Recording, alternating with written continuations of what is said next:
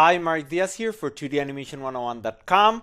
In this lesson, you're gonna learn how to do the box slide, but now we're going to be using Cartoon Animator 4. This is what you're gonna be doing by the end of this lesson. Look, very simple animation, slow in and slow out of the box sliding to one side and to the other. So it's going to be really fast because in here we don't have to draw every frame. We can just take the object and move it. It's really simple with Cartoon Animator. So let's get it started. If you want to follow along, you can open this file, box slide start. And what I'm going to do is save it as rec so I don't mess with your file. Okay, so we are ready now. What I'm going to do is once you open this file, you can just click on the box, and then I'm going down here to open the timeline right there. Now, what I want is to do this.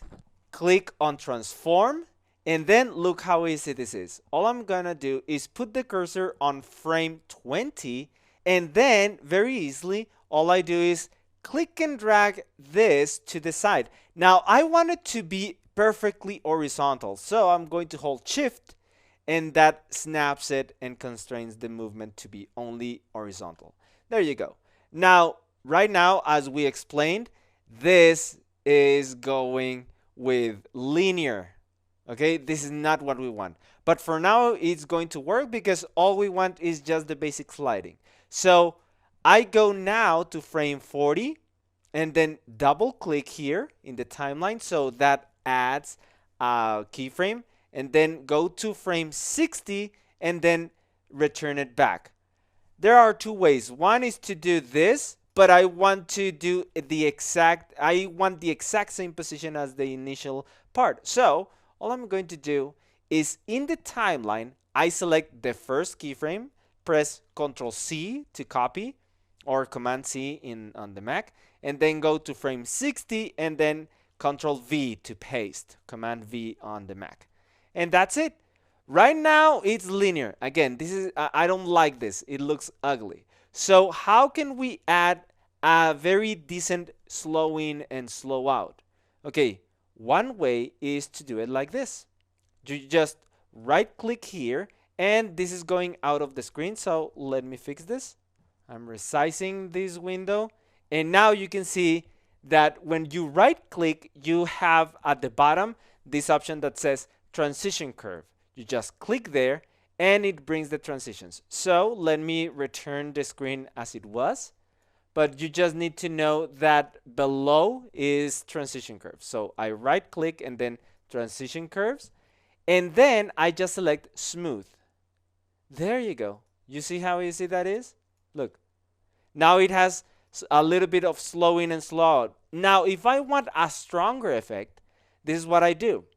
I go back to linear. I just right click, and at the bottom is out of the screen, but it says transition curve. And then I'm going to actually select linear, going back to how it was. Here's why. Because I want to find the exact middle point, which is on frame 10. I double click and look at this trick. From the frame 1 to frame 10 is going to start accelerating. That means this keyframe is going to have accelerate. And then I go to frame 20 and I'm going to decelerate. Now we have a smoother slow in and slow out. Look at this. Nice. Now I'm going to do the same in here. In here on frame 60 is linear. Really nice. I double click on frame 50 so it adds a keyframe on whatever position it is. And then I'm going to select accelerate and then go to frame 60 and then select decelerate. And now we have the animation right there and then back with slow in and slow out. So as you can see on Cartoon Animator, this is incredibly easy to do. Really, really fast. You just put a couple of keyframes and then you change the transition curves. Of course, you have the limitation that you don't have much control on how precise the slow in and slow out, but you can see for yourself that it just took like, if I do it at top speed without explaining, I do this in a couple of seconds, like tick, tick, click, click there, and that's it. You're up for the races. So that's it for this lesson. It was a really quick one, just a sliding box, and in Cartoon Animator it's even faster. But in the next lesson now we're going to talk about timing. See you there.